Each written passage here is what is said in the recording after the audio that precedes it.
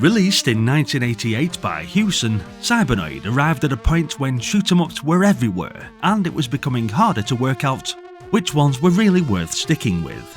It didn't make a big effort to impress straight away. Instead, it revealed itself gradually, becoming more engaging the longer you spent with it.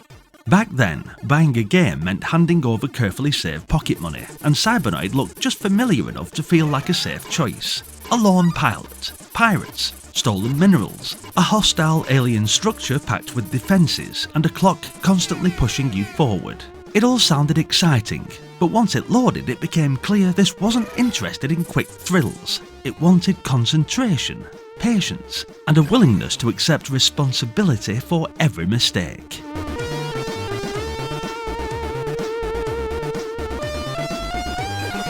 You're dropped into a network of flick-screen caverns where cold metallic walls merge with strange organic growth. Turrets sit in awkward corners, missile launchers wait beneath narrow passages, and huge alien plants fill the space with glowing fire. Above everything sits the information panel, quietly tracking your lives, your cargo, the weapon you've selected, and the time you've steadily burned while hovering nervously at the edge of the next screen.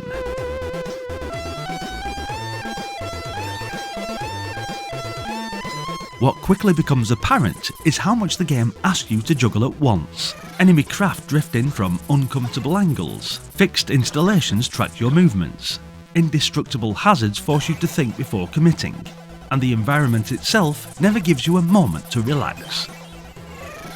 When large structures finally go up, they don't simply vanish, they break apart into showers of debris, briefly slowing the action and giving weight to what you've just managed to survive. The weapons are half the reason Cybernoid gets under my skin. Alongside the standard laser, you're given access to a small but carefully chosen selection of specialised tools. Heavy bombs deal with tough targets. Mines can be used to control space. Jumping bombs ricochet wildly through enclosed screens.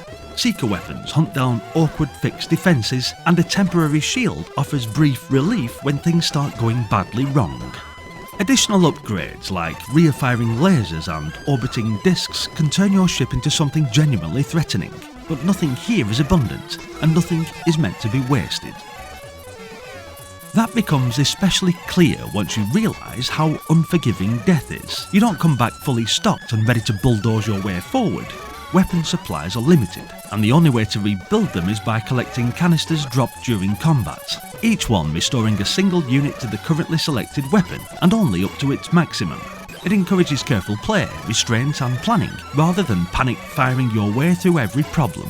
In my own playthrough I tried to be clever with that system, deliberately hanging around certain screens to farm power-ups and rebuild my supplies before pushing on. It felt sensible at the time, almost cautious. The problem, of course, is that the clock never stops. The longer you linger, the more pressure builds, and eventually time catches up with you anyway.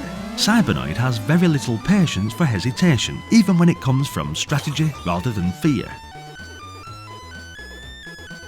Movement itself demands constant attention. Gravity is always pulling you down, so hovering, nudging and controlled thrusts are essential. Some screens require passive threading through tight gaps. Others reward bold, aggressive clearing before the situation gets out of hand. Vertical launchers fire the moment you pass overhead. Sliding hazards punish poor timing, and every failed attempt feels immediately understandable. The controls are sharp and responsive, and when things go wrong there's rarely anything to blame but yourself. Or at least that's what I tell myself, so I don't give up too easily. Visually, Cybernoid does far more than you might expect. Environments shift between dark caverns and cold mechanical interiors, all tied together with a strong sense of place. Background elements are rarely still. Lava bubbles, alien plants pulse, and machinery seems to breathe around you. Explosions are large and satisfying, scattering debris in a way that makes each major kill feel substantial rather than decorative. The sound design pulls everything together. Jeroen Tel's long hypnotic theme loops with quiet confidence, sitting perfectly alongside the tension rather than overpowering it. Sound effects are sharp and purposeful, sometimes sparse, sometimes overwhelming, but always reinforcing the sense that you're deep inside something hostile and active. There isn't a huge amount of content on paper, just 3 main levels, but each one is dense, demanding and unapologetic. And this is where it's easy to get the wrong idea. People hear 3 levels and assume it's over quickly. But that's not how Cybernoid works at all. I've got the maps here, and seeing them laid out properly tells a very different story.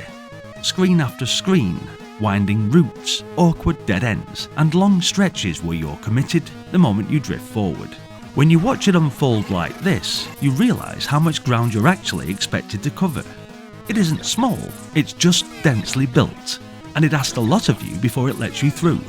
Some enemies can't be destroyed, some layouts feel deliberately cruel, and the alternation between open combat and tight corridors keeps the pressure constantly shifting. Reaching an exit with seconds left on the clock and just enough cargo never feels lucky, it feels earned.